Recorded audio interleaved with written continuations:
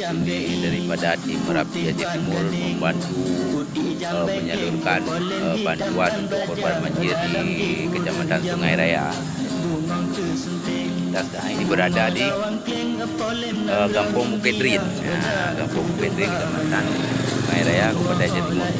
Ada beberapa personil daripada tim Merapi Aceh Timur ikut membantu menemani para BMU yang menyalurkan bantuan korban banjir. Ayo,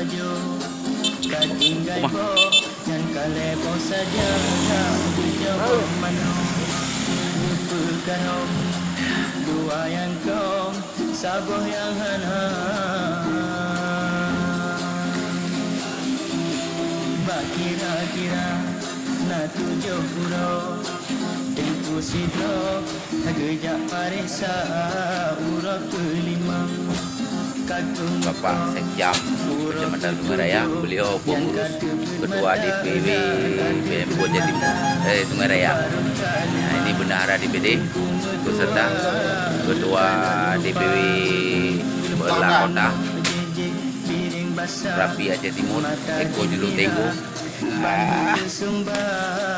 Wali Prima, ketua DPW Aceh Belah Timur, Bapak Sekjam, ketua DPW BMU Sungai Raya dari Merapi Aceh Timur. Beliau guru yang mulia di Sungai Raya. Alhamdulillah ikut serta dalam membantu menyalurkan bantuan daripada BMU Peduli Umat.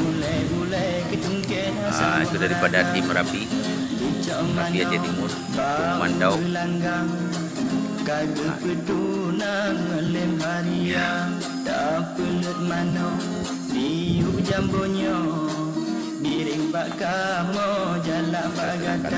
Pada penerima mungkin belum ada yang tertahan.